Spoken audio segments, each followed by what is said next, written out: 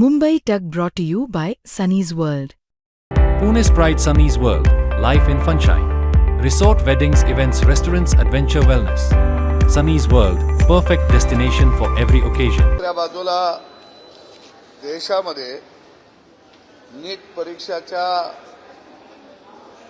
झालेल्या पेपर फुटीमुळे जो काही गोंधळ सुरू आहे, निश्चितपणानं हे एक मोठं देशामध्ये एक षडयंत्र आहे. नीट पेपर फुटीनंतर जे दोषी होते त्यांना पकडलं गेलेलं आहे. अजून शिवाय वेगवेगळ्या पद्धतीनं त्याची चौकशी करत आहे. कोणत्याही दोषीला आम्ही सोडणार नाही अशा पद्धतीची भूमिका केंद्र सरकारनं घेतलेली आहे. त्याच्यानंतर नीटच्या परीक्षा झाल्या, अनेक विद्यार्थी उत्तीर्ण झाले.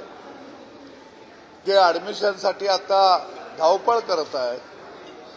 परंतु ज्यांचा नीटच्या परीक्षाशी काही संबंध नाही असे लोक सरकार पारदर्शकप्रमाणे चौकशी करत असताना देशाच्या पंतप्रधानाचा आणि शिक्षण मंत्र्यांचा राजीनामा घेत आहेत.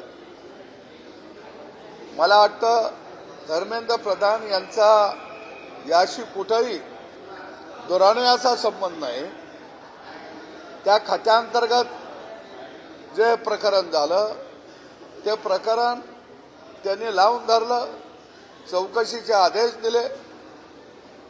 परंतु इंडी आघाडीला, महाराष्ट्रातल्या महाविकास आघाडीला एनकेन प्रकारे केंद्रातलं आणि राज्यातलं जे सरकार आहे यांच्या विरोधामध्ये अफवा पसरणे, सरकारच्या विरोधामध्ये वातावरण तयार करणे, सातत्यानं खोटं बोलत राहणे. हे लोक म्हणत आहेत की या आंदोलनाशी आमचा संबंध नाही. इंडिया आघाडी म्हणत आहे, महाविकास आघाडी म्हणत आहे या आंदोलनाशी आमचा संबंध नाही, सरकारनं चर्चा करायला पाहिजे. त्या माझ्याकडं एक ट्रोल नाका म्हणून एक सोशल मीडियाचा पेज चालवलं जातं.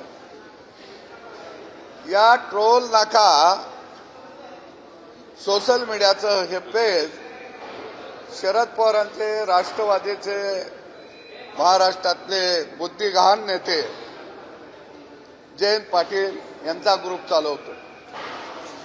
दुसऱ्या बाजूला संपूर्ण प्रकरण या देशामध्ये अशांतता माजवण्याचं काम राज्यामध्ये महाविकास आघाडी करत आहे. आणि त्याचं एक उदाहरण आहे, जयंत पाटील साहेब प्रेमी इज विथ राष्ट्रवादी, महिला काँग्रेस, इस्लामपूर शहर म्हणजे ईश्वरपूर शहर यांनी सुद्धा याचं काही दिल्लीमध्ये जे आंदोलन चाललंय या आगीमध्ये तेल ओतायचं काम या सोशल मीडियाच्या माध्यमातून ते करत आहे. म्हणजे ह्या आंदोलनामध्ये इंडिया आघाडी, महाविकास आघाडी ही आतंकवादासारखी परिस्थिती या देशामध्ये निर्माण करू पाहत आहे. पण मी यांना सांगतो, केंद्रात आदरणीय नरेंद्रजी, महाराष्ट्रात आदरणीय देवेंद्रजी आणि शिक्षण खात्यात आदरणीय धर्मेंद्रजी, काही बदल होणार नाही. सरकारनं शिक्षण मंत्र्याचा राजीनामा निश्चितपणानं येऊ नये म्हणून मी म्हटलं, महाराष्ट्रात देवेंद्र, केंद्रात नरेंद्र आणि शिक्षण खात्यात धर्मेंद्र, अजिबात बदल शिक्षण खात्याच्या मंत्र्याच्या मध्ये करू नये. कारण या आतंकवाद्यांना लोकशाहीच्या मार्गानं निश्चितपणानं सरकारनं उत्तर द्यावं, जशास तसं उत्तर द्यावं. कारण हा देश प्रगतीपथाच्या दिशेनं जात आहे. त्या अप्रत्य आत्म्यांना हे सहन होत नाही.